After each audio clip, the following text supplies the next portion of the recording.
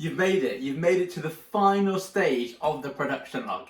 It's now time to complete the summary and reflection. Even though this is the last stage of the production log and the end is in sight of the whole EPQ process, you do not want to rush this section, and it's really important that you budget yourself a significant amount of time to complete it. If we're being honest, this section is where a really significant amount of the AO4 review marks can be found in your project, and you need to provide as much evidence as possible to your supervisor, the centre coordinator, and to AQA if your project goes for external moderation, that you have been able to identify the learning outcomes, you're able to successfully reflect on those learning outcomes and those new skills that you've acquired. You need to be able to evaluate your own learning performance and also come to a final judgment about the overall success of your project.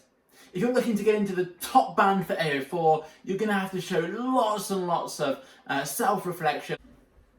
If you're going to get into the top band for level 4, you really need to demonstrate the highest level of self-reflection skills. You also need to evaluate your own learning outcomes and the final outcome of your product. Helpfully, AQA have included some questions for you to answer in the summary and reflection part of the production log. As a bare minimum, you should at least answer the questions that AQA have prescribed to you. The first question is, what have I learned from completing this project? This might not just be more about the topic area and having a greater insight into a subject that you've always been passionate about or interested in, but you may have also learned fantastic new skills in your talk content sessions. What I would recommend that you do is actually reflect on those talk content sessions, reflect on the skills that you've gained during the EPQ process, and potentially think about how you could use those later on in your life, maybe in further study or in employment. The second question is, what new expertise have I found enjoyable, and what new expertise have I gained from completing the EPQ process? What you should do is reflect on any new subject knowledge that you've gained and how this could be useful in your next stage of study, or potentially how the skills that you've gained from acquiring that knowledge could then be used at undergraduate study or in employment. The other key thing that they ask you to do is reflect on what you've enjoyed. The EPQ process should have been enjoyable. It should not have been a chore. If you really have been able to master your time management skills and pursue an area of interest, the EPQ is an incredibly enjoyable process. So you should really reflect on what you enjoyed the most and potentially consider anything that you found difficult or challenging as well.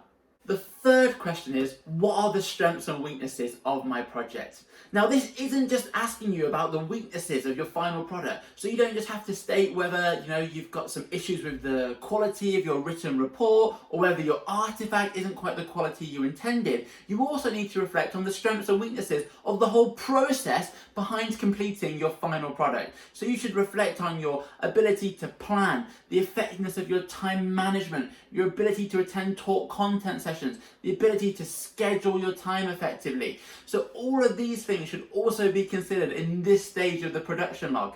What did you do well? What could you have done better? Right at the beginning of the production log, your supervisor or your centre coordinator needs to tell AQA the skills which they have taught you during the talk content session. But what you can do is actually reaffirm to AQA that you really have gained some new skills and the EPQ process has been incredibly worthwhile. The next question you're asked is, what skills have you gained and how could these be useful? Really do take time to think about what you've learned in those talk content sessions.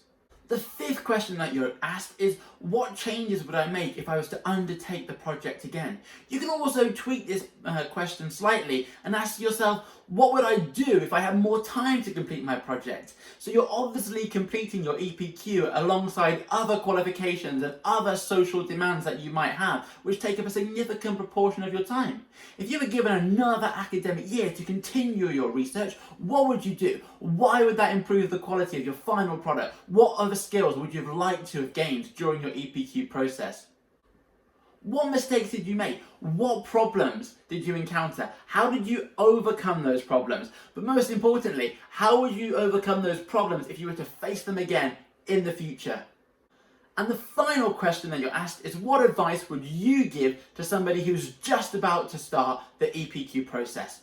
Think back to when you're at the beginning of the academic year and you're starting all of that research and you're starting with the record initial ideas. What did you wish that you knew about the EPQ process? What do you wish someone had told you before you signed up for the EPQ? What advice would you have liked to have received which could have completely accelerated your progress or transformed the way in which you did things? What would you tell a student who's about to start the EPQ today? Imagine you're going to go into an all-school assembly or into an assembly of year 12 students who might take the EPQ in year 13. What would you tell them? Now, if you want to really be successful with your summary and reflection, you want to gain as many AO4 marks as possible, as always, it's really important to provide the most amount of detail that you possibly can. Don't write in bullet points, as in any other section of the production log. It's really important that you write in continuous prose. In my experience of being a centre coordinator for the EPQ, I have very frequently seen students write pages and pages and pages for the summary and reflection stage. When you actually sit down and think about all the things you've learned during this EPQ process, you really will be surprised at how far you've come and the progress that you've made. Now, don't feel like you've got to write 3 or 4 pages for the summary and reflection stage, but I would say that if you've written a couple of paragraphs, you probably haven't maximised the opportunity to gain those AO4 marks. So do be really clear and do take time to think about all of the learning outcomes that you have achieved.